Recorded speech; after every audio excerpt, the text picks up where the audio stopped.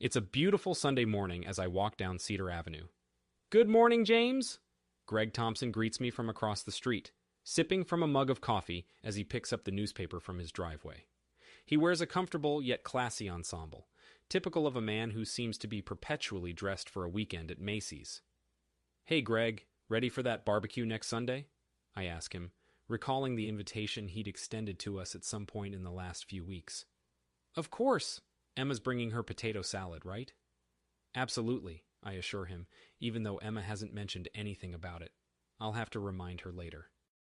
The Parkers' dog barked at me as I walked by, and I saw Allison at her front doorway, just about to go out for a run. Perfect morning, I reply, feeling like the whole thing is something out of a real estate ad, which is exactly what Emma and I wanted when we decided to move here. I continue my walk around the block, counting the houses as I go.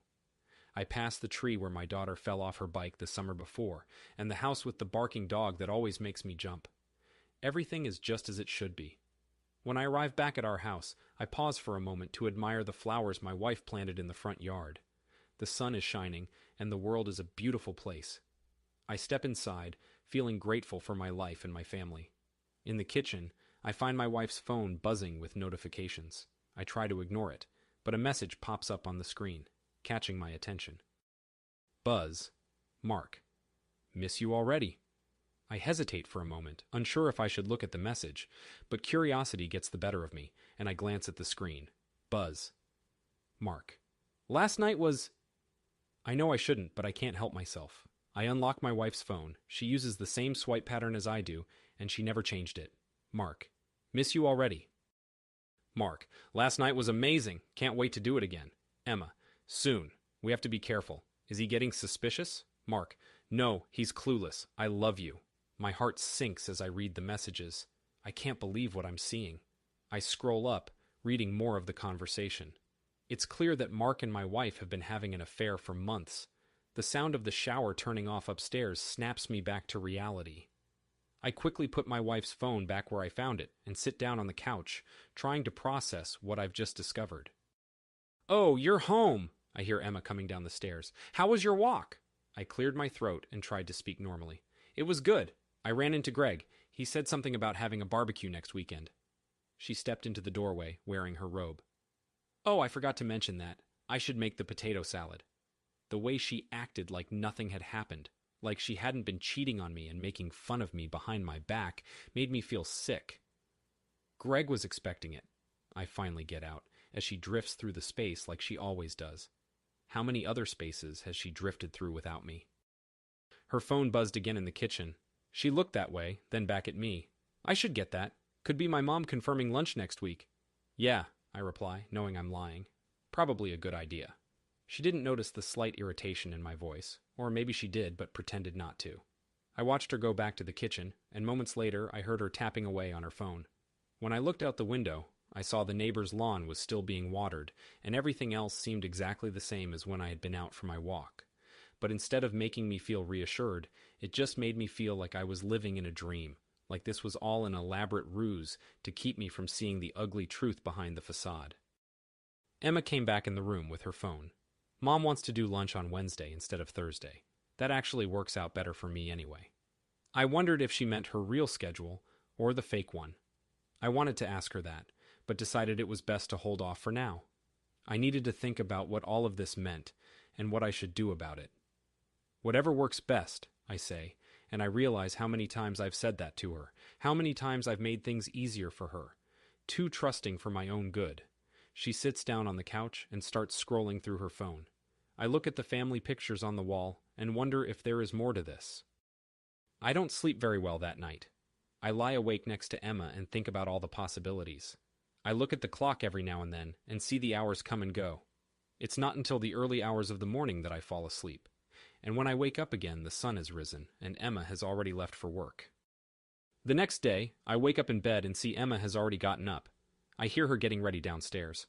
I have that breakfast meeting with the client, she says from the foot of the stairs, and then yoga with Allison. We'll probably eat out after class, so don't worry about dinner. Okay, I say. Whatever you want. I waited until I heard the door close and her car pull out of the driveway. Looking out the window, I saw her silver BMW driving down the street a few seconds later. Once she was out of sight, I went over to the bedside table and pulled out a brand new, plain black notebook. I opened it up to the first page and wrote down what she had just said. Monday, 7:15 a.m., client breakfast meeting, yoga with Allison. Check with Allison? I went downstairs and made myself a coffee.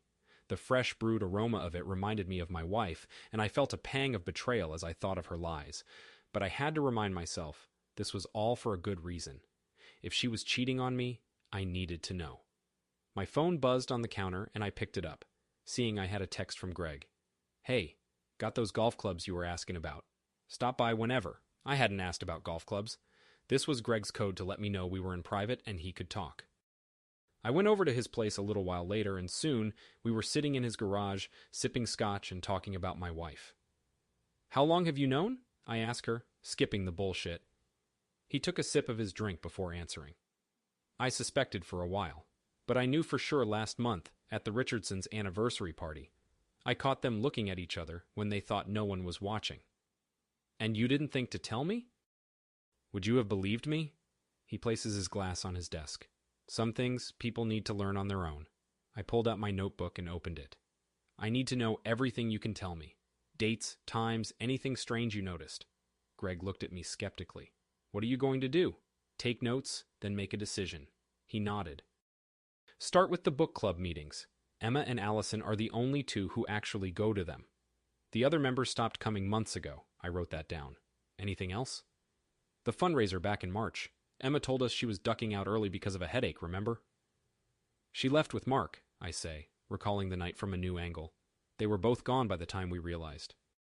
I took another sip of my scotch, trying to let it dull the pain of every new piece of information he gave me. There were a lot of things I had missed, but Greg pointed them all out. When I got home, I began to do my own research, looking at Emma's calendar and comparing it to things I knew about her life. There were patterns of suspicious behavior, I realized. Times when she said she was going to be at work late, or when yoga classes went on longer than they should have, or when book club meetings didn't actually discuss any books. My phone rang. It was Emma. Hey babe, I might be home a bit late tonight. The Martinez account is giving me some trouble. Of course, I reply, adding it to my list of justifications. Whatever you need. You're always so supportive, she says, and I can hear her smiling. That's why I love you. The line went dead, and I put the phone back down on the hook. I wondered how many other times she had made these phone calls, and to how many other people. A second later, the doorbell rang, and I saw someone standing on the front porch. It was Allison. She was dressed for yoga class. I thought Emma was going to yoga class with her right now. I opened the door, trying to look like everything was normal. James, is Emma here? She missed her class and she's not picking up. Meeting, I reply, studying her expression. The Martinez account. She looked like she recognized something, then quickly said, Oh, right, she did mention that. I guess I forgot. Yeah, easy to lose track, I say. Like that book club you two are in, right? What are you reading these days? She hesitated for a moment before replying. Oh, just some psychological thriller. I can't remember the name. After she left, I wrote down the time and details of her visit. I went online and began searching for private investigators. I didn't contact them right away, but I wanted to know what my options were. A few minutes later, Greg sent me another message. Mark's car just pulled into the parking lot of the Grand Hotel.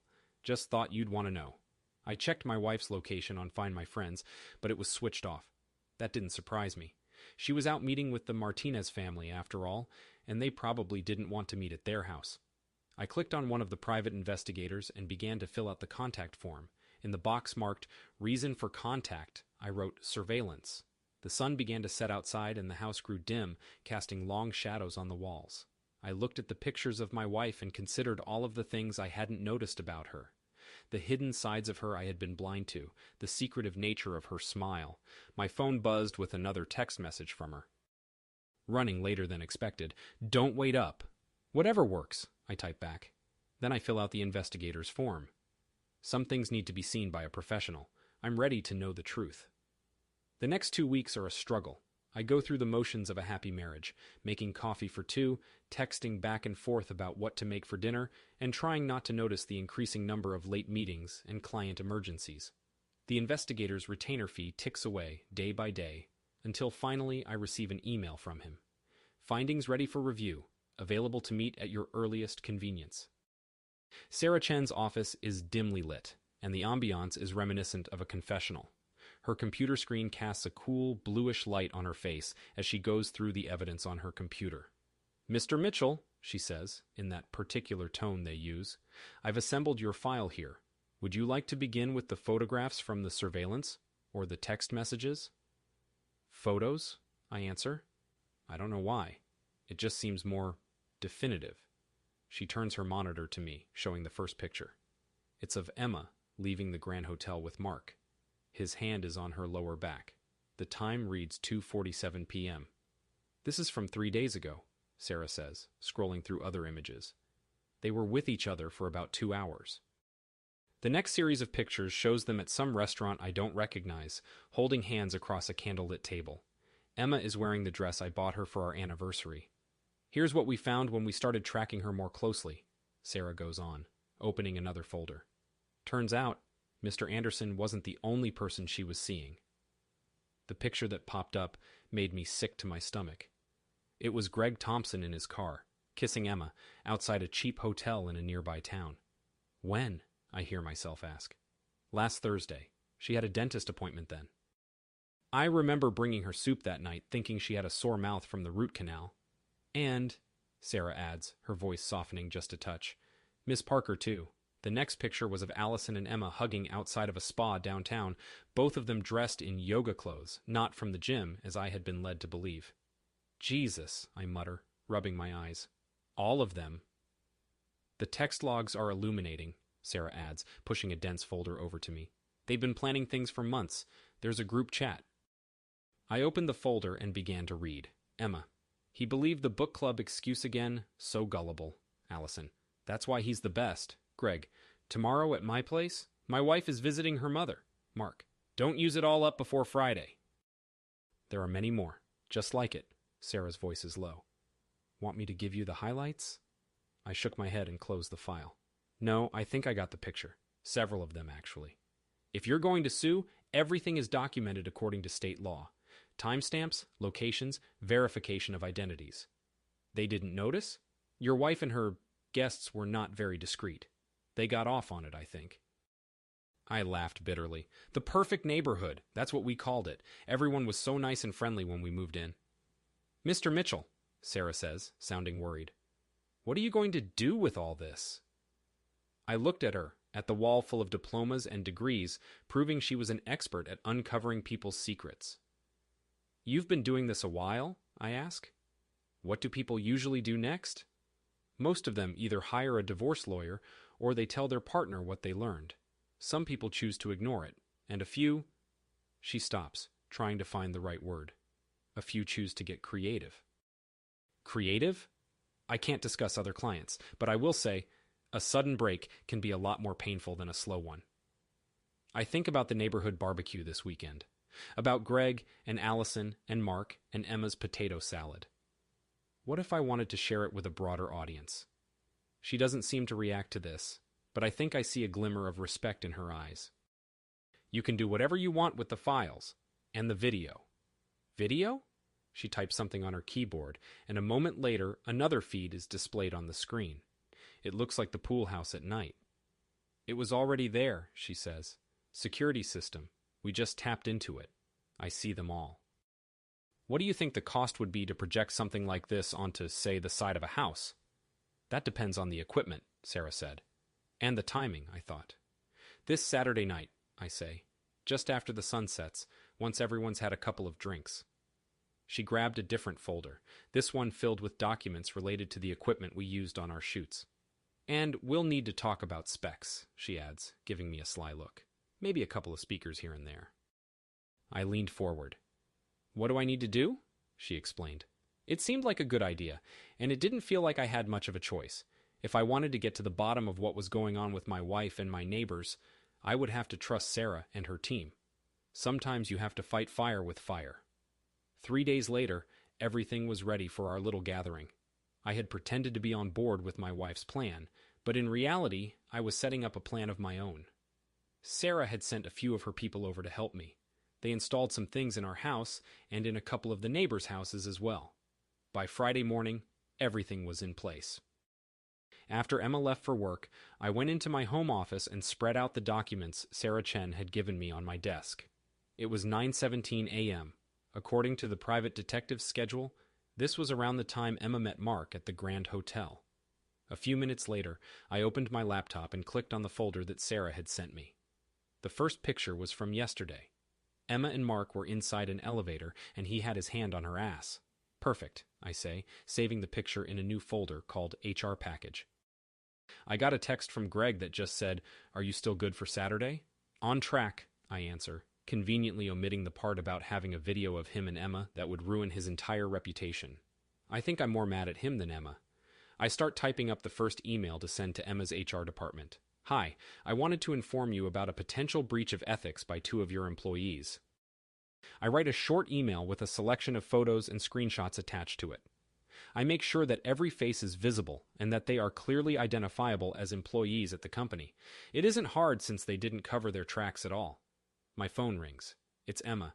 "Hey babe, my presentation's gonna keep me late. You don't have to wait up for me tonight, all right?" "Whatever you need," I respond, dropping another incriminating photo into the HR folder. "Hope you nail your presentation." "Thanks, love you," she says. I hung up, thinking about how often she had called me from Mark's bed. Next up was his company. They had a strict policy about employees dating each other, especially if they shared clients, which they did. And according to the records Sarah had sent to me, there were at least 3 instances where Emma and Mark had used a client meeting as an excuse to meet up. I was interrupted by the doorbell. I looked through my office window and saw that it was Allison. She was still wearing her yoga clothes. I closed the laptop and went downstairs. "Hey James, is Emma around? She missed class again." "She's got her big presentation today," I reply, studying her expression for any signs of deception. "Running late," she said. "Oh, right. She told me about that," Allison replies, looking around awkwardly. "Can you remind her to call me when she gets a chance?" "Sure thing," I say, mentally preparing to send her husband a few pics of her and Emma together. I sit back down at my computer and begin writing emails. One for Greg's wife, one for the president of the neighborhood association, one for each of their spouses and partners. Carefully, I explain what I've been told, attaching screenshots of the videos and pictures and text messages for evidence. All ready to go, I hover over the send button of the first email, and then I hesitate. This was going to ruin a lot of lives. People's careers would be destroyed. Kids would grow up in broken homes. This entire neighborhood might fall apart. And then I got another text. It was from Greg. "Emma just left with Mark to go to a hotel. Can't wait for the show on Saturday." The prospect of him watching me, knowing what I was going through, and getting off on it was the final straw. I hit send on the first email. Then the second, the third, and the fourth, and the fifth. Finally, I composed one for Emma's parents. They needed to know what kind of person their daughter was, and how she'd been treating the man they had taken in as family. As I was finishing up, the sun was rising. The glow of the dawn cast shadows around the house, and I looked at the pictures of Emma and I from our wedding and from our honeymoon. There was something about her smile that made me sick now, knowing the truth. My phone buzzed with a text message from Emma. "Grabbing lunch with a friend. Don't wait for me." I opened the app to see where she actually was and saw her entering a hotel across town, a different one from the Grand this time. "Enjoy lunch," I typed back, adding a heart emoji of my own while clicking send on the email to her parents. The last document is the technical setup for the projection on Saturday. I look through it and imagine what will happen when the truth gets out. Sarah Chen. Test successful. We're ready for Saturday. I close my laptop. Outside the window, I see Greg watering his lawn, smiling and waving to the neighbors walking past. Everyone is playing their part. I can't wait for Saturday. Friday afternoon was spent going through all the files, and I didn't go to bed until after dark. I couldn't sleep, though. Now, it's Saturday morning, and I'm sitting in my car, parked outside Emma's office. The next morning, I sat in my car outside of Emma's office, watching as people came and went through the front doors. I was waiting for them to arrive, wondering if they would have any clue what was about to happen. At 9:15 a.m., Emma arrived in her car. She got out and walked inside, looking normal. She had no idea. I got a message from Sarah Chen at that moment, and she told me HR had received everything and the meeting was set up for 10 a.m. I put my phone down and saw that Mark was pulling into the parking lot. He got out of his car and walked inside as well, waving at a few of his co-workers on the way in.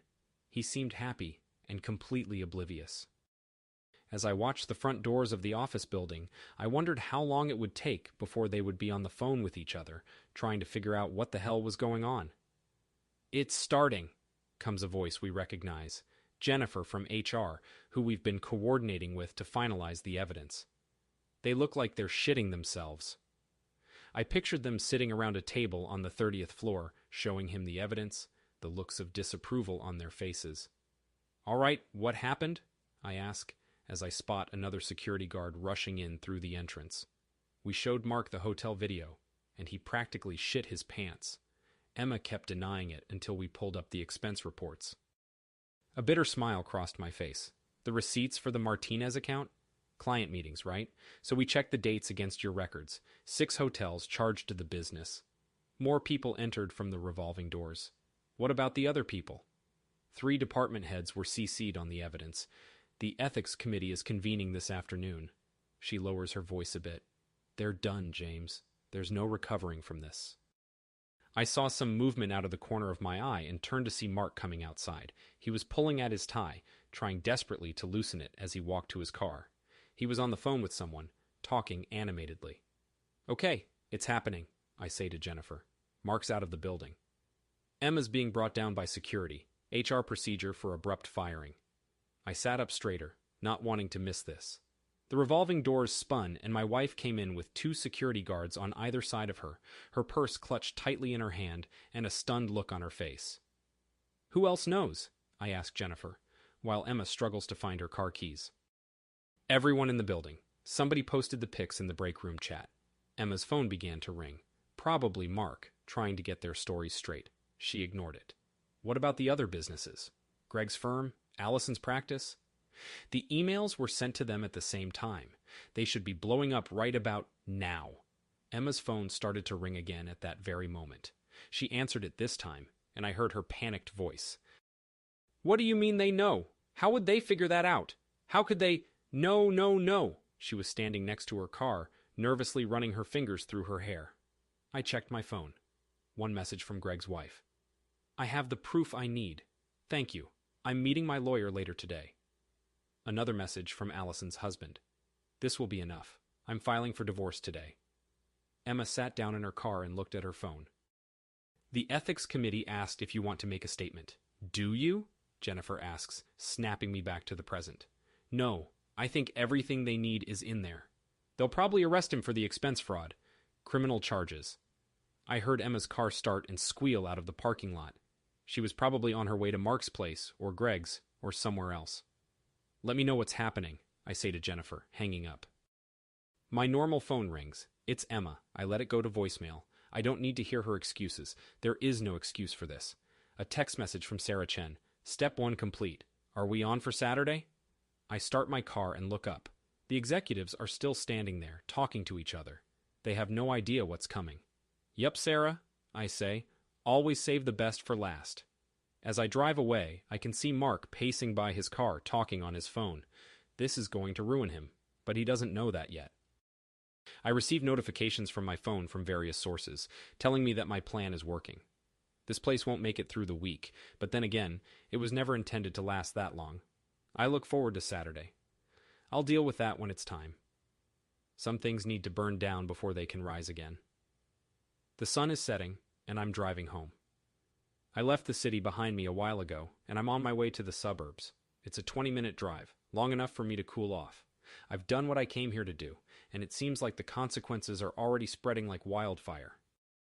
The drive back home feels like a dream or a nightmare. And not just that, it feels like someone else is driving my car. I see the street where I live, but now I know that the same thing is happening in every house. The same confusion, the same fear.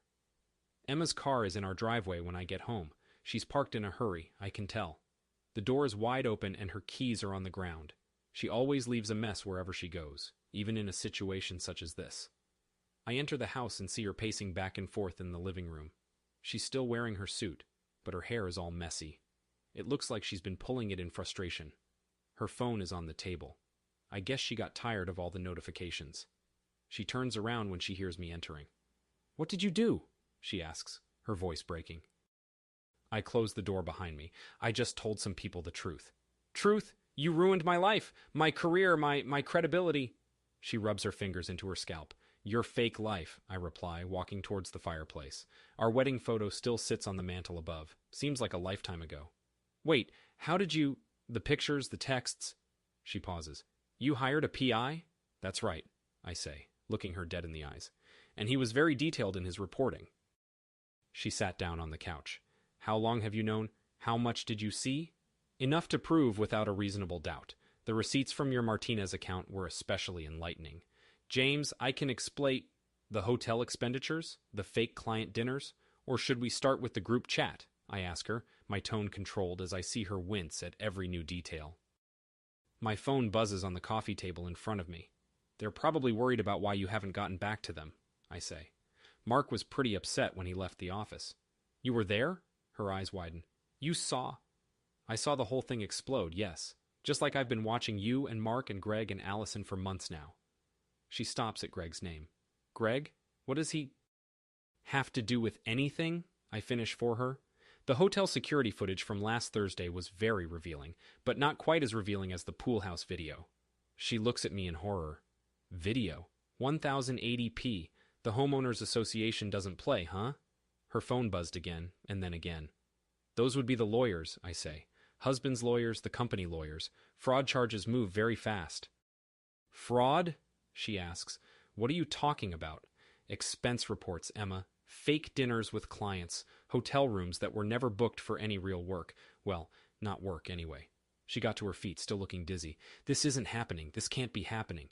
You've been doing this for months. You just didn't see people watching. I'm going to lose everything," she mutters. To herself more than to me. "You already did." Her phone went off a second later. It was Mark. "You should pick that up," I say. "He's probably wondering why you aren't at his house yet. Although his wife might be there now, cleaning out his stuff." "His wife knows?" "Everyone knows, Emma. That was sort of the idea."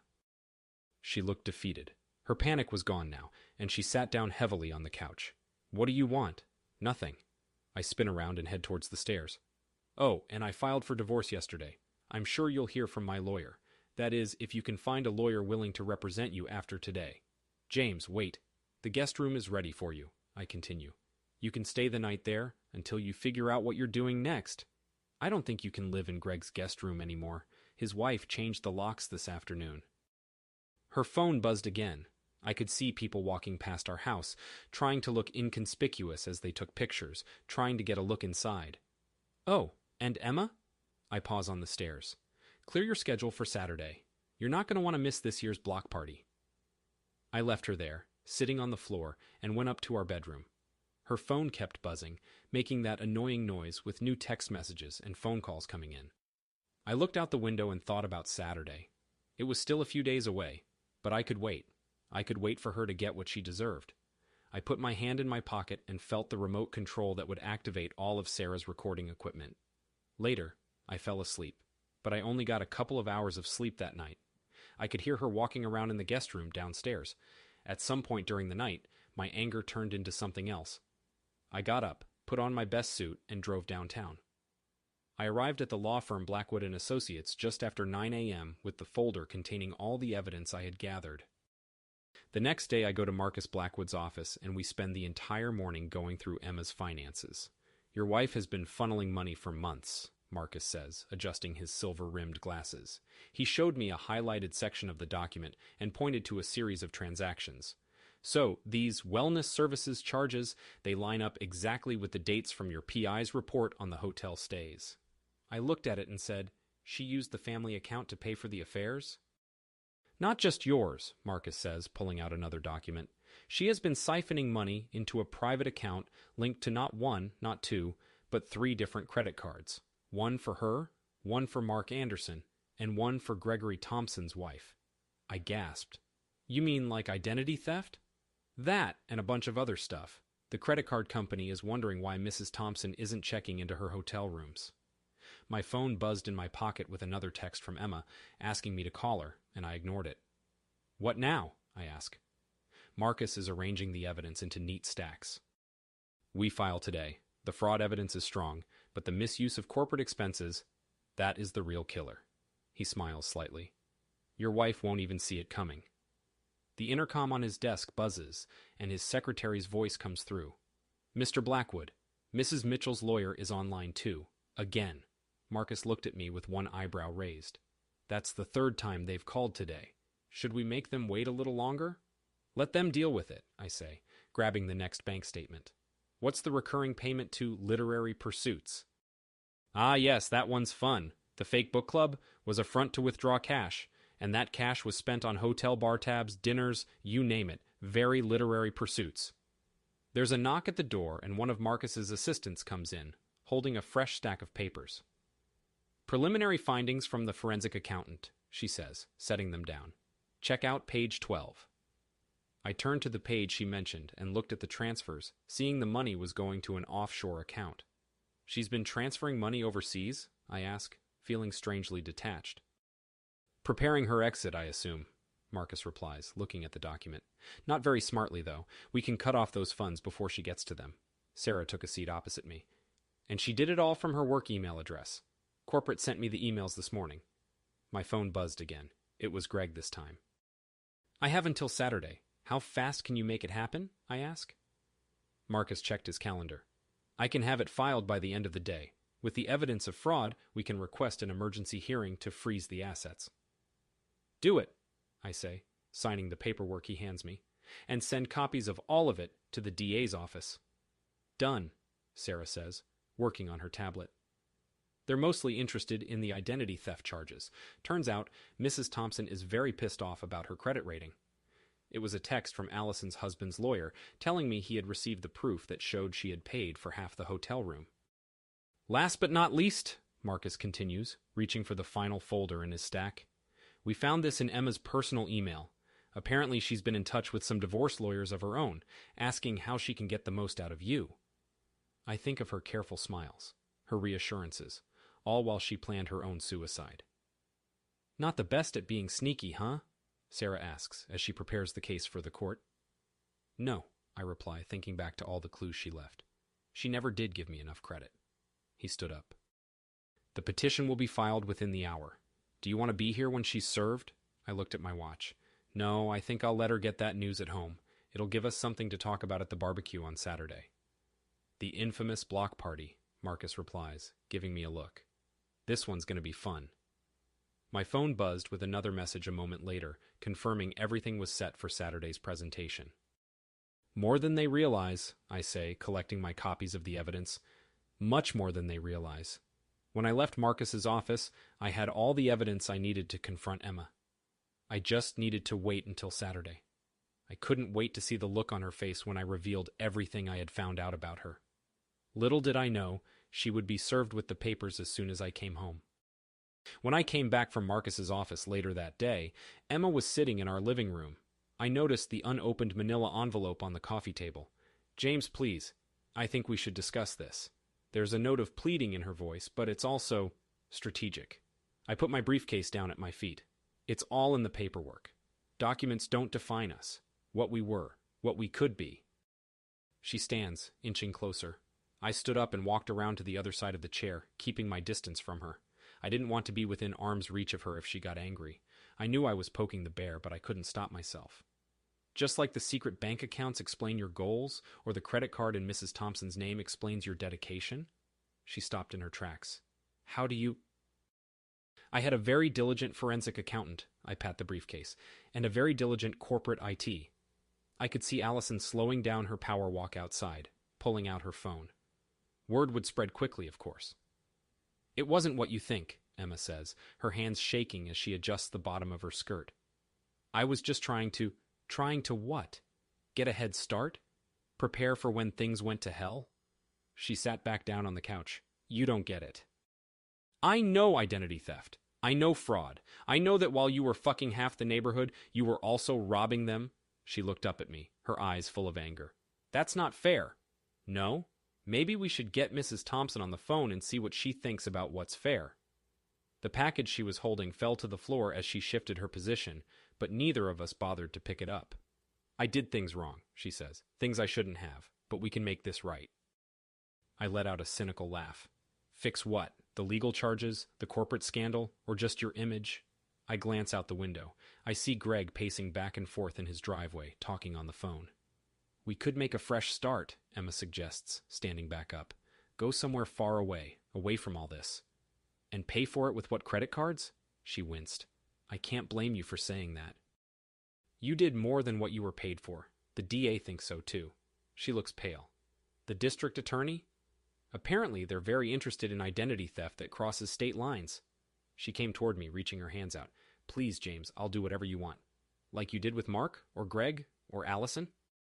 Each one hits her like a punch to the stomach, and she steps back, nearly tripping over the coffee table. I loved you, she says, and for once I think she might actually mean it. I still love you. No, you loved that I made everything easy. You loved that I was trusting. A few more neighbors walk by outside, taking their dogs on unnecessary walks. What do I do? She says, her voice breaking. How do I make this right? I picked up the envelope and handed it to her. You can read these papers, sign them, and then figure out how you're going to tell your parents. My parents? Her expression shifts to a fresh shade of panic. They're very interested in the hotel receipts you put on their credit card. She took the envelope with her hand, trembling. Since when did you become so cruel? Since when did you become so reckless? With our marriage, with other people's money, with everyone's trust. Her phone began to buzz again. Maybe it was Mark or Greg, I thought. Can you come to the barbecue on Saturday? She says, using the envelope as cover. Show everyone we're getting along? I remembered the projector equipment in Greg's garage and Sarah Chen's video montage. Yeah, I'm coming, I say. I wouldn't miss it. She starts to walk away, but pauses. I did love you, James, in my own way. You were in a lot of people's beds. She flinches but doesn't say anything, and I open the door for her to leave. She exits, and I watch her through the window as she walks to her car.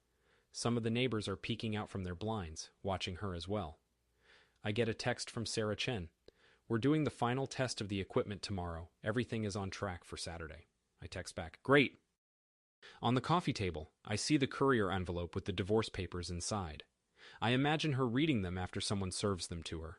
I wonder what she'll think, but I don't really care. I just want her out of my life. I hear her car start and drive away. I'm glad she's gone. Now I can focus on my plan. Only a few days left until Saturday. The next 3 days are a blur. I don't think about Emma or the divorce or anything else. I just prepare for the big day. I pack a bag. I make some phone calls. I clean up the house. I don't want to leave any trace behind. I don't want anyone to know what I'm up to. The house is quieter without her, but everything else is the same. The furniture, the pictures hanging on the walls, everything is the same except for her. I feel like she just disappeared, and I'm living in the same place, but now she's gone. I looked at my phone and saw a text message from Linda Thompson, Greg's wife. She wanted to meet for coffee. A short while later, we were sitting at our usual spot, the Morning Brew. The place was packed as usual, but everyone was talking in a low murmur. I didn't know, Linda says softly. He was always busy with the association. Greg was very discreet with his calendar, I say, pushing a folder across the table. But less so with these. She opens it and begins rifling through credit card statements and hotel receipts. My cards, she says. They used me for everything that they didn't want to be connected to them. Emma handled the finances. A barista dropped a mug behind the counter, startling Linda, and through the window of the cafe I could see Allison's husband David walking past. He looked different than usual, more haunted. Did you give Catherine the heads up? Linda asks, referring to Mark's wife, about the joint accounts. She's with her attorney now. All evidence has been properly disseminated. Linda closed the folder and pushed it away from her as if afraid it might attack her. Everyone is talking about it. Sarah Mitchell called me this morning, Emma's mom. She's beside herself. Just wait till she wakes up after Saturday, I say, taking a slow sip of coffee. The barbecue? Linda asks, looking at me with a hint of suspicion. What do you mean, Saturday? Before I could answer, Jennifer from the book club came over to our table, looking excited and trying to cover it up with concern. Linda, James, you will not believe what I just found out about Emma and the HOA money. I knew I only had to tell Jennifer, and the word would spread quickly. And the credit cards? Jennifer whispers in fake names? Lots of them, I say. The cops are very interested. Jennifer's hand went to her mouth. Police? Stealing someone's identity is a federal offense, Linda chimes in, her bewilderment turning to anger. Across state lines, no less. The door opened, and Emma stepped inside. She stopped when she saw us. All conversation ceased, and everyone was looking at us. James, she says, moving towards our table. I think your lawyer told you not to talk to me, I say, loud enough for the surrounding tables to hear. She turned and left in shame. What about Allison? Jennifer says, texting furiously. The spa appointments? And more, I say, rising to my feet. You'll get the full scoop on Saturday, I'm sure. I stepped out into the daylight. The neighbors were looking out their windows at me now. A few people were standing outside on their lawns, watching me. Someone came out of their house with a phone, pointing it at me, recording me. My cell phone buzzed. It was from Sarah Chen. Just finished the video compilation. The pool house is, well, just wait till you see it. I walked home and saw a real estate agent measuring the front lawn of Greg's house. She was sticking a sign into the ground which said, for sale. Mark's car was gone, but Catherine's was still there. When I got home, I saw another package had been left for me on my doorstep by Marcus. I read through it and saw it was more information about Emma and all of her dealings. She had been very busy, it seemed. More messages from the neighbors came in on my phone. Is it true? About the book club money? Did you know about Greg? I heard the FBI is looking into... I don't. I leave it mostly up to their imaginations. The truth is bad enough as it is. Out the window, I see Emma driving past my house, her car packed with luggage. The guest room is empty now. She left in a hurry. Later that day, as the sun was setting, I got a call from Sarah Chen. All set to go, she says, not wasting any time. The projectors are set up in Greg's garage. His wife told us the combination. Great, I answer. This Saturday's going to be interesting. It might be a lot for people to take in. I thought of Emma's lies and deception, of Greg's advice when he was sleeping with my wife, of Mark's handshakes and smiles at the neighbor parties. Well, maybe they should have thought of that before they started the concert, I say, hanging up. The evening arrives, and the loneliness doesn't feel as sad anymore. The people passing by my house are on their phones now, talking to each other about the things they have just learned. I can't wait to see their faces on Saturday when I unveil the full truth. This is going to be so much fun. It went fast. It took me a few days to prepare for my big reveal on Saturday, but after that, things moved rapidly. By Monday, the police were involved, and by Tuesday, the rumors and texts had been replaced with witness accounts and depositions. And that brings us here. The hearing was scheduled for the day after. You ready? Fuck yes. In the courtroom, Emma is sitting down next to her lawyer. I recognize her because it's the third one she's hired after being fired by the first two. She doesn't look behind her as I come in. All rise, a bailiff says. The Honorable Judge Eleanor Martinez presiding. Sit down, she says. We're here to finalize the divorce of James Mitchell and Emma Mitchell, case number 2023, DR 4729. The trial begins in a very anticlimactic manner. Marcus presents the final numbers, the evidence of fraud, identity theft, and misappropriation of corporate funds. Emma's lawyer stands up, looking beaten. Your Honor, my client admits to some infidelities, yes, but believes that the asset split is retaliatory in nature. Indiscretions? I have records of federal crimes in front of me, Judge Martinez said. We're ready to pay you back, he starts to say. With whose credit cards? Marcus cuts him off, getting a glare from the judge but making his point. The sunlight streaming in through the tall windows cast shadows on the barricade, making it look like Emma was behind bars. She was looking directly at the judge, sitting up straight, like she was trying to impress him one last time. But it was too late for that. The judge was flipping through the pages of our case file. Mrs. Mitchell, you are aware that by signing this, you forfeit any further claims to these possessions? Yes, Your Honor, Emma says softly. And you understand the restitution obligations to the injured parties? Yes, Your Honor. The judge's pen made a scribbling sound as he wrote something down. Mr. Mitchell, do you agree to the deal as it stands? I do, Judge. The judge almost smiled at the irony of that statement in this setting. Okay, then I now pronounce you divorced. The judge pounded his gavel, and just like that it was over. All those years of deceit and heartbreak boiled down to this. Marcus collected our papers. "Congratulations," he says. "The accounts will be in your name by close of business today." She stood up, adjusting her skirt. Her lawyer left the room without waiting for her. She took a step toward me, but Marcus moved a little closer. "You should only be speaking to me through your lawyer," she tells him.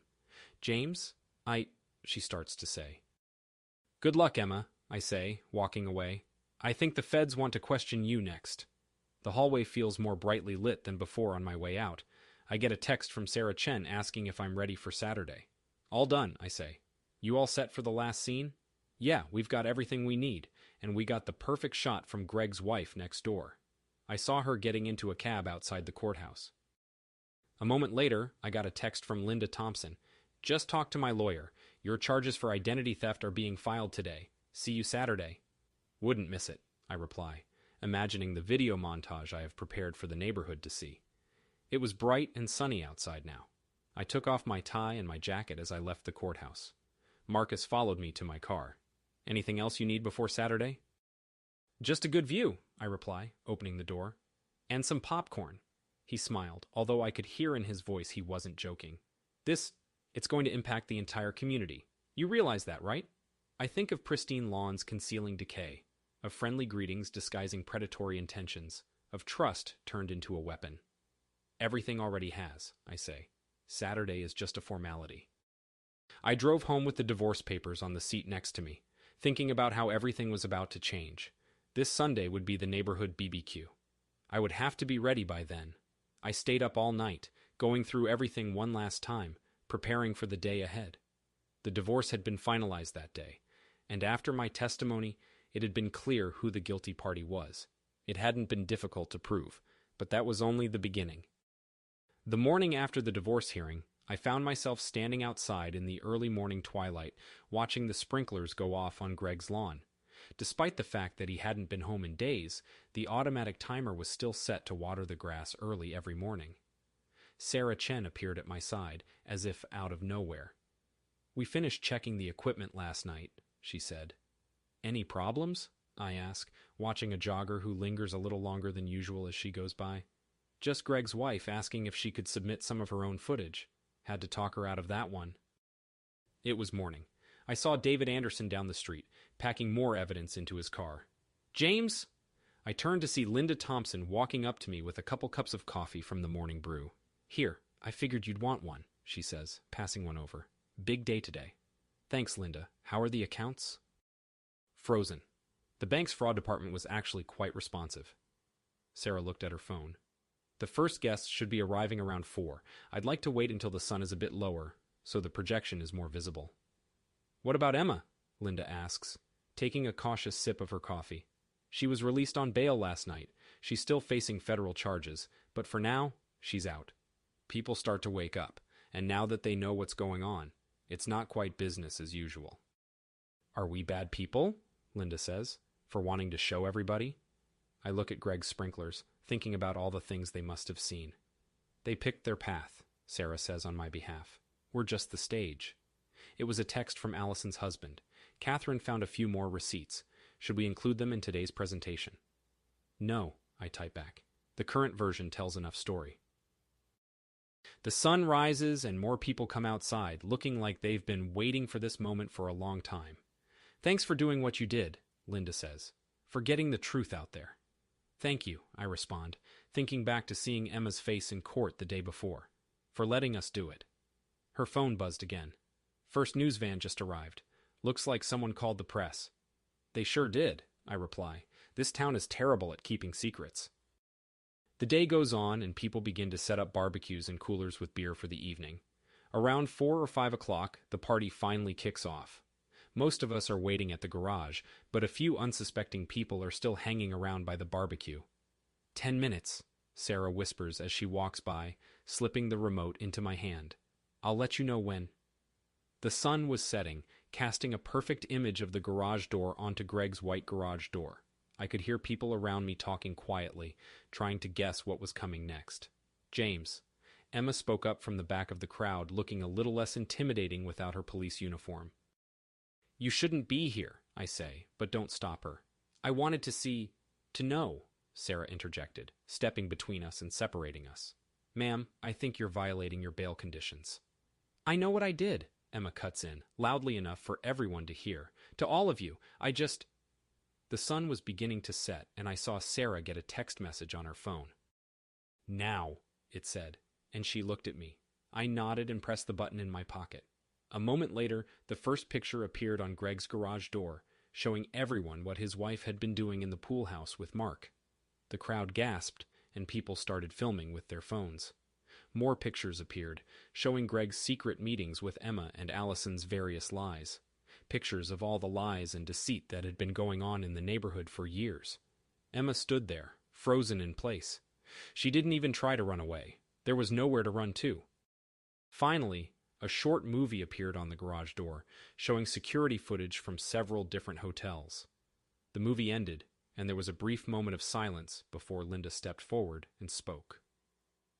That concludes this year's Neighborhood Association meeting. The FBI will take over from here. Several people emerged from the crowd, showing their badges. They came up to Emma and arrested her. She didn't resist. She just looked at me one last time, and then they took her away. The rest of the people left one by one. Sarah packed up her stuff and left too. I stayed outside for a while, watching the sun set. The sprinklers turned on and watered the grass, washing away the footprints. I breathed in the fresh air and felt a sense of relief. All right, everyone's presentations are done, Nick, the manager, said as he tried to move the discussion forward. Excuse me, I haven't. I recently found out something. Nick interrupted me and began to speak. There's apparently someone in this department who didn't graduate high school and is just a part-timer. Meetings should be for employees only. Absolutely right.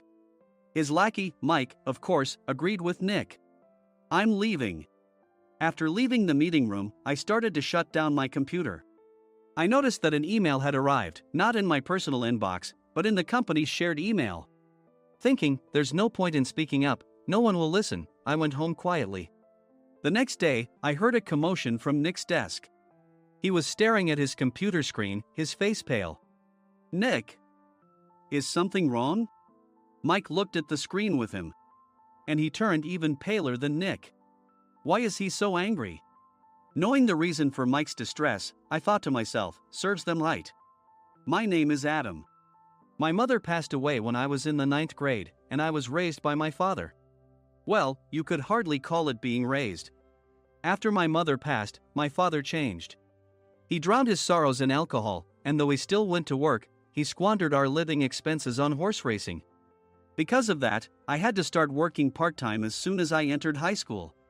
Every month, I went to the convenience store with bills in hand that couldn't be auto-deducted from my father's account. Even though I endured it because I didn't want to be alone, I reached my limit in my second year of high school and dropped out. I found a live-in job at a distant inn. Thank you for everything.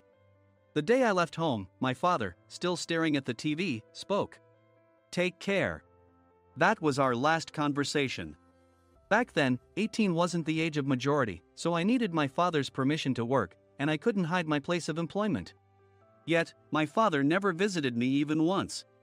I kept working just to survive, and before I knew it, I was 42. Years of hard work paid off, and I was transferred to the headquarters. I was thrilled to be recognized by the company, as I thought I'd be working in the field until retirement due to my lack of formal education. Listen up. Our work can change the future of our employees. Don't drag us down. On my first day after the transfer, Nick, dressed in an expensive suit, spoke sternly. There was a reason for this. Our inn was located in a prominent tourist destination, known so well that everyone in the state could sing its commercial jingle. At its peak, we had 5 locations within the state. But that was long ago. Due to financial difficulties and aging facilities, only the place where I had worked for many years and the original establishment remained. I was prepared to lose my job anytime, but now there was a glimmer of hope. With the rise of social media, the tourist area where the inn was located started gaining attention again. Depending on how hard the sales department, where I was transferred, worked, we could either thrive or be forced to give up this prime location to the new hotel chains continuously popping up. For Nick, who had switched careers from another industry to strengthen our sales, this was a battle he couldn't afford to lose. I understood why he had to be strict. I will do my best. Nick sneered at my enthusiastic declaration. Did you not hear what I said?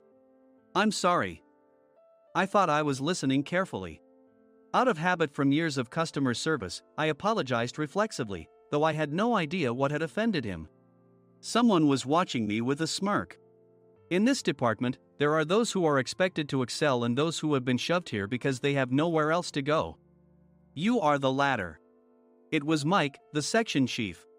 He's 7 years younger, at 35. But he was called to headquarters much earlier than I was and had been moving around within the headquarters ever since. I'm not jealous, but I can't accept that he's my boss. Graduating from a prestigious university, he has an unusually high pride and caused many problems as a newbie, making things very difficult for me when I was the front desk leader. When I found out Mike was transferred to the sales department a month before me, I was disheartened. Mike is right. With just a middle school diploma, there's not much you can do. Don't even think about achieving results. As if I didn't exist, Nick remarked, I'm thirsty. Mike eagerly ran to the coffee maker. It seems Mike is Nick's lackey. I regretted being happy about my transfer to headquarters, wishing I had stayed on site forever. Send a direct mail to every company on this list by the end of the day. Nick only assigned me tasks that even a new graduate could handle. What? There are over 1,000 companies. You want me to send to all of them by today? Yes, if you and your fellow misfits split the work, even those with nowhere else to go should finish by today. I glanced at the employees typing away expressionlessly.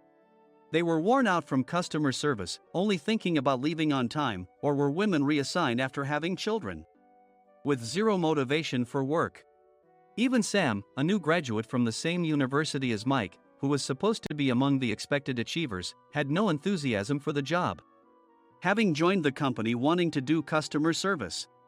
I don't care what they say, I plan to quit anytime, he said. Only Nick and Mike were highly motivated, making all the decisions between the two of them. I originally only wanted to work at the inn to survive and had no particular attachment to this job. I swallowed my words, thinking I had no right to reprimand them.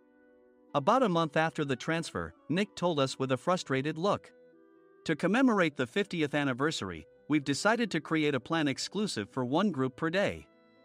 Originally, Mike and I were supposed to come up with it, but our president, Mr. Thompson, insists on hearing everyone's opinions.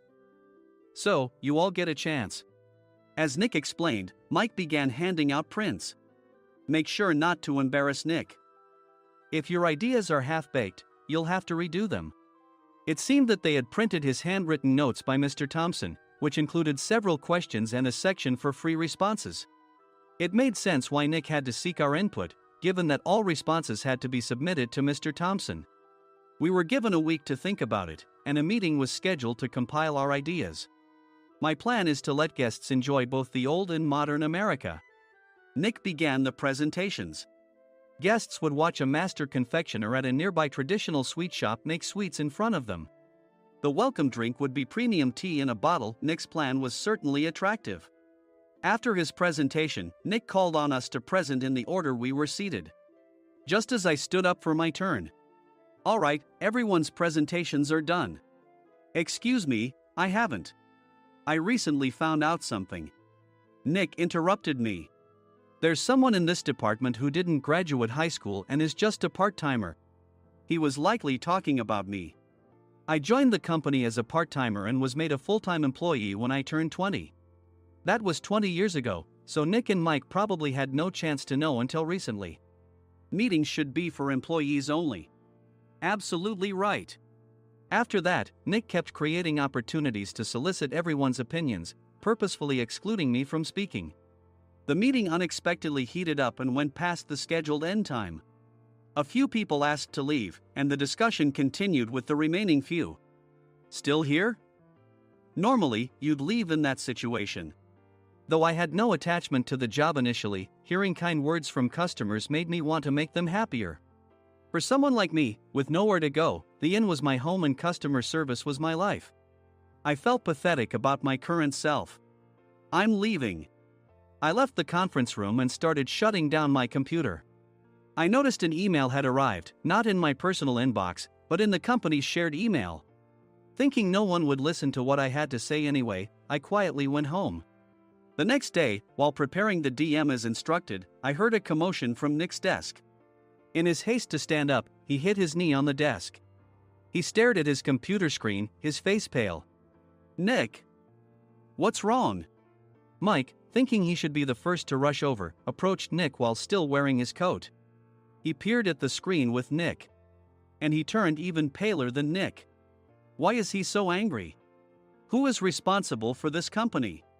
Nick, more irritated than ever, asked, and Mike answered without checking. Probably Sam. Sam wasn't there because he was attending a morning training session for new hires. Nick gave up on getting angry and returned his gaze to the screen. They were looking at an email that arrived right after the end of the working day yesterday. Apparently, no one, including me, had checked it before leaving. The email was from a large company that used us for their annual employee trips. The president and executives of that company also frequently used our services personally. President of the company, Mr. Mason himself, had declared that neither he nor his company would ever use our services again. Well, some companies cancel their employee trips or stop using our services due to financial struggles. Let's just move on. Mike kept wiping the sweat from his forehead with a handkerchief. Knowing why Mike was so agitated, I quietly watched their interaction. Do you know how much revenue we get from that company?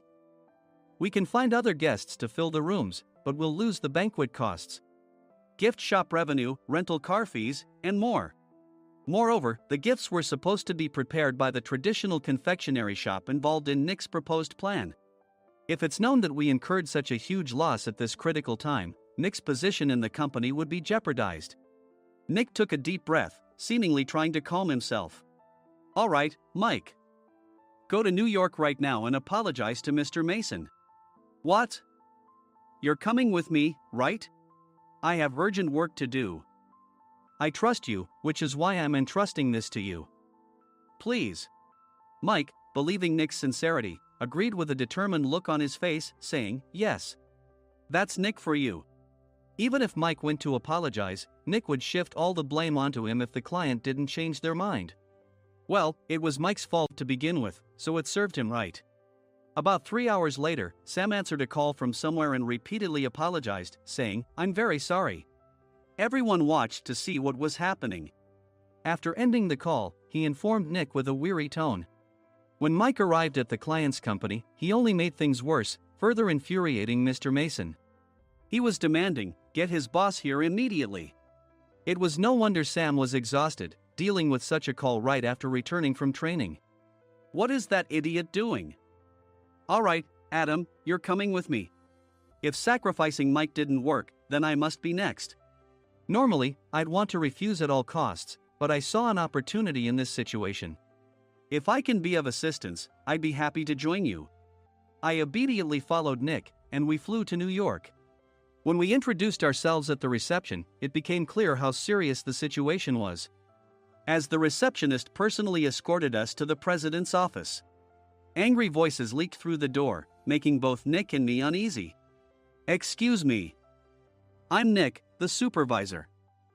I understand my subordinate has caused you trouble, and I deeply apologize. Nick, with his experience in the corporate world, knew enough to offer an apology before excuses. However, his customer service skills left much to be desired. I sighed as I saw Mike trembling like a small dog in the corner of the room. What kind of training are you giving your subordinates? Mr. Mason glared at Nick with a red face. The intensity of his gaze made even Nick take a step back. Regrettably, I joined this company only 2 years ago and was unaware of Mike's issues. I should have identified his shortcomings sooner. Indeed. I should have realized sooner. No sensible person would come to apologize and then give a lengthy presentation on the drawbacks of not using their in. Nick froze, his mouth slightly open. Suspecting the worst, I picked up the documents that had fallen to the floor. It seemed Mike hastily prepared these documents on the plane, listing the disadvantages. Disadvantage 1, if you change the venue for the company trip, employees might suspect it's for cost-cutting reasons, leading to a negative impression. Reading it aloud half-jokingly, Nick snatched the papers from my hand and checked the contents with a furious expression. Among the stack of documents was a receipt from a nearby convenience store's copy machine. I felt a pang of dread, hoping he hadn't shown the receipt as well. What do you think he said when I asked what kind of nerve he had to do this? I'm very sorry. Faced with the dire situation, Nick must have thought there was nothing left to do but apologize. In a voice smaller than I'd ever heard from him, he uttered words of apology. He said, "I'm a Harvard graduate. I don't believe I said anything wrong." Mike! What have you done? Forgetting his plan to pin the blame on Mike, Nick yelled loudly, even in front of Mr. Mason. "I didn't do anything wrong." "You're still saying that? Look at him." Mike pointed at me with a shaking hand. "I was assigned to headquarters in my 20s and now I'm a section chief. This guy only made it to headquarters at 42. Everything I've done proves I was right. So why are we losing the contract?" Having said his piece, Mike collapsed to the floor. "Of course. You were sent there because you had nowhere else to go." Mike never expected to hear such words from someone he looked down upon.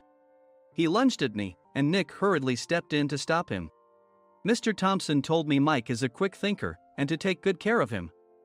There's no way he was pushed aside. "Don't make things worse here." "He didn't say quick thinker, he said only quick-witted, didn't he?" I don't remember that part." I recalled the many troubles Mike caused when he was a newbie. When Mike was on the front line, his pride was so high that he never apologized to customers. Customer service, especially in our job, doesn't work alone. It brings both good and bad situations. If the front staff or housekeepers made mistakes, or the cleaning company didn't properly clean a room, one had to apologize to the customers regardless of personal fault. Mike, in such situations, would never apologize, insisting he wasn't at fault. This often angered customers, and as the front desk leader, I frequently had to apologize on his behalf. He caused complaints and disrupted operations, which is why he was quickly moved to headquarters. In departments where he didn't interact directly with customers, his quick thinking was beneficial and things went well. But it seemed his flaws were starting to show. Corporate reservations are supposed to be entered into the system by the sales representative. But a quick check yesterday revealed that more than 10 items were missing from the client's reservation. The handover document clearly stated what needed to be prepared. Why didn't you enter it into the system? Why do we have to give them special treatment? Filling rooms near the banquet hall, setting up all the food in advance. Specifying the brand of wine, they're too demanding. No wonder he always angered customers, I thought, feeling a headache coming on. Grouping them in rooms near the banquet hall is for our benefit too. It makes it easier for the staff to set up beds and serve breakfast since everyone's schedule is synchronized. As for the other requests, Mr. Mason suggested them to lighten our load. I didn't know that. Nick finally seemed to realize that Mike was the one who had angered the client. What did you say to them? I just told them we wouldn't give them special treatment anymore. We shouldn't waste effort on things that don't bring in money. I was utterly exasperated at his lack of understanding of customer service. Of course, we shouldn't comply with unreasonable demands. But carrying over successful practices from past stays makes customers feel remembered and enhances their experience. Good memories encourage repeat visits. That's part of our job. I looked down at Mike, who was sitting on the floor. In our job, nothing is a waste. Mr. Thompson likely moved you to the sales department, hoping you'd finally understand this. How do you think he feels now that you've failed to meet his expectations? Mike, tears in his eyes, fled the president's office. I was amazed he still hadn't apologized. You have it tough, Adam. It's okay, we're all employees of the same company. I deeply apologize for this disrespectful incident. Especially after all the care you've shown us. If it weren't for you, Adam, I really would have stopped staying here. When I heard you were moving to the sales department, I was willing to reconsider if you handled it. Seeing us talk so amicably, Nick's face contorted. Do you two know each other? Adam's service is excellent. I always requested him specifically. Normally, we don't accept specific staff requests, but we made an exception for Mr. Mason, adjusting my shifts accordingly. He had personally stayed at our hotel just before my transfer, and during casual conversation, I mentioned, "I'm moving to the sales department soon." If I hadn't told him then, things could have been much worse. "Please continue to take care of us. I look forward to it." On the return flight, Nick awkwardly offered me a can of beer. "It's still working hours." Of course, I had no intention of forgiving him for a single beer. Nick might try to pin everything on Mike and avoid any consequences. While pondering this, a startling fact came to light. "Nick, the tea bottles for the plan have arrived." I handed Nick a bottle labeled with our inn's name. "They look good." "What are you talking about?" "These are plastic bottles.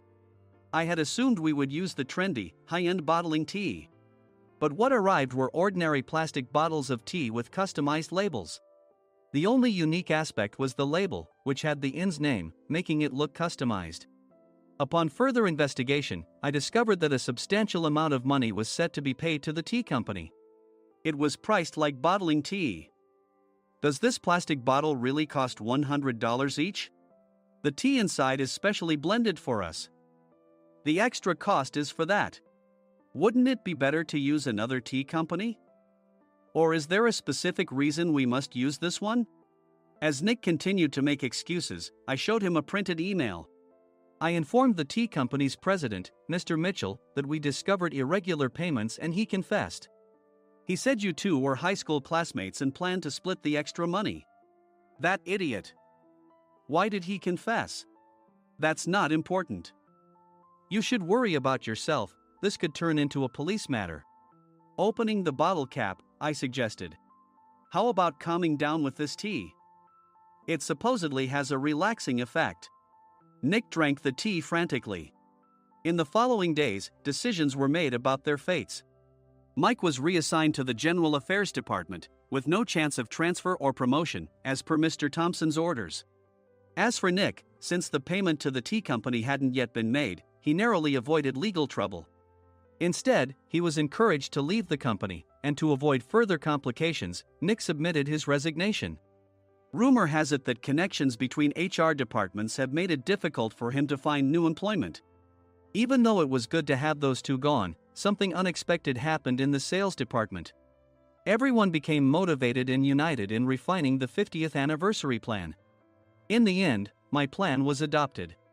We collaborated with the Tourist Information Center to provide personalized guides. The plan, tailored to the number of guests, was truly special for the 50th anniversary. "Hey, is Adam's family coming to stay?" I immediately booked that special plan for my family. Sam noticed it on the reservation list and quickly picked up on it. "Yes, I'm inviting my father." "That's great. I might invite my parents too." I lacked the courage to face my father just as Adam. But here, with the confidence Mr. Mason praised, I felt ready. The 50th anniversary plan was a perfect opportunity to reconnect with my father. I hoped to bring back the days when we could laugh together as we once did.